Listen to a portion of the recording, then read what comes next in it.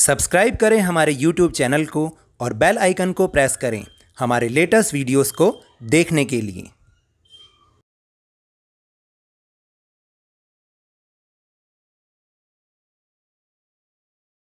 अब मैंने इंस्टाग्राम पर भी अपना अकाउंट बना लिया है, लवनीश सर की क्लास _22।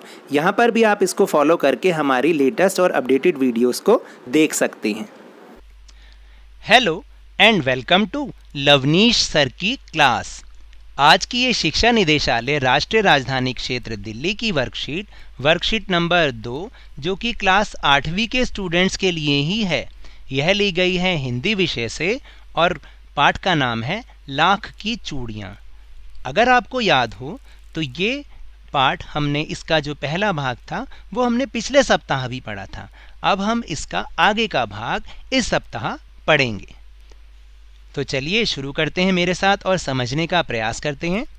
बच्चों, पिछले कार्यपत्रक संख्या 1 में हमने पढ़ा कि बदलू गांव में लाख की चूड़ियाँ बनाने का काम करता है और वह लेखक को सुंदर सुंदर लाख की गोलियां बनाकर देता था। बदलू नीम के पेड़ के नीचे बैठकर अपना काम करता था। वह भट्टी में लाख पिघलाया करता और लकड़ी की चौखट पर लाख के मुलायम होने पर उसे सलाख के समान पतला करके चूड़ी का आकार देता। बाद में वह उन पर रंग करता। और अब आगे।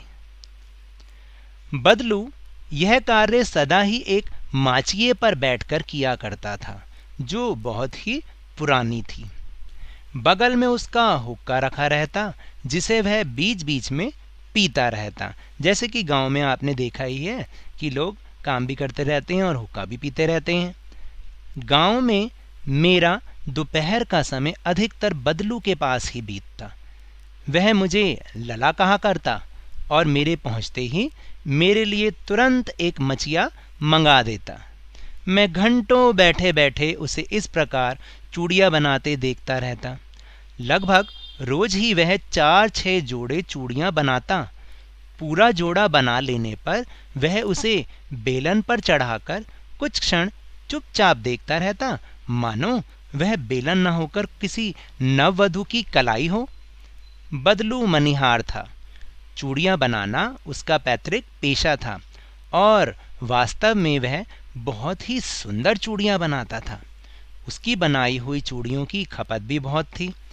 उस गांव में तो सभी स्त्रियां उसकी बनाई हुई चूड़ियाँ पहनती ही थीं और आसपास के गांव के लोग भी उससे चूड़ियाँ ले जाते थे। यानी वो गांव की स्त्रियां तो पहनती थीं, साथ वाले गांव वाले भी, दूसरे गांव वाले भी उससे वो चूड़ियाँ ले जाते थे। परंतु वह कभी भी चूड़ियों को पैसे से बेचता ना था। उसका अभी तक वस्तु विनिमय का तरीका था और लोग अनाज के बदले उससे चूड़ियाँ ले जाते थे।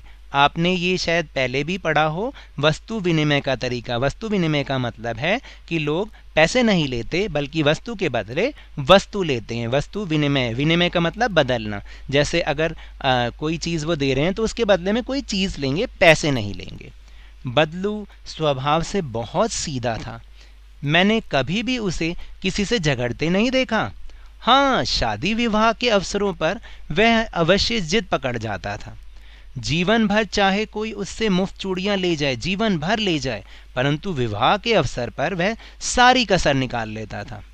आखिर सुहाग के जोड़े का महत्व ही और होता है।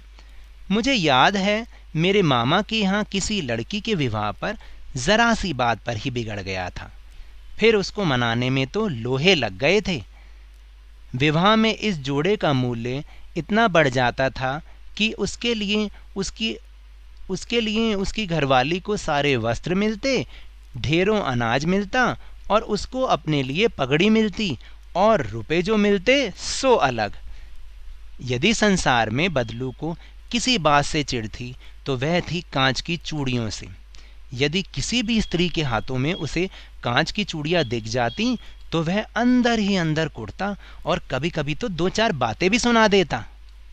तो देखा आपने किस तरीके से इसमें बहुत सुंदर वर्णन किया गया है बदलू की कहानी के जरिए कि किस तरह से बदलू का व्यवहार था, बदलू का जो चरित्र था वो कैसा था, वो किस तरीके से काम करता था, लोगों से कैसे व्यवहार करता था।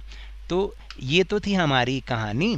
अब हम चलते हैं जो इसमें कहीं बीच बीच में आपने देखा होगा कि पीले रंग से कुछ चीज़ें हाईलाइट कर रखी हैं, यानी कुछ ऐसे शब्दों को हाईलाइट कर रखा है जो कि कठिन शब्द हैं। अब हम इनका मतलब समझने का प्रयास करते हैं।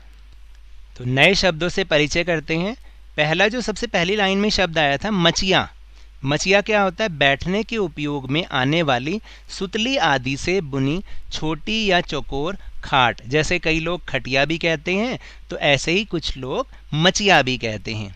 फिर एक शब्द आया मनिहार, कि बदलू मनिहार था। मनिहार का मतलब चूड़ियाँ बेचने वाला।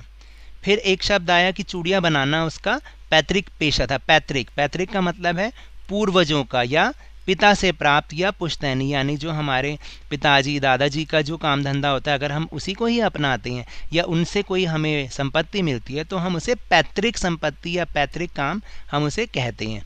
फिर है वस्तु विनिमय। अब मैंने आपको ऊपर भी समझाया था कि रुपए पैसों से ना खरीद कर एक वस्तु के बदले दूसरी वस्तु लेना। और फिर कसर निकालना, यानी अपना घाटा पूरा करना, तो ये एक मुहावरा भी है। तो चलिए, ये तो थे हमारे नए शब्द।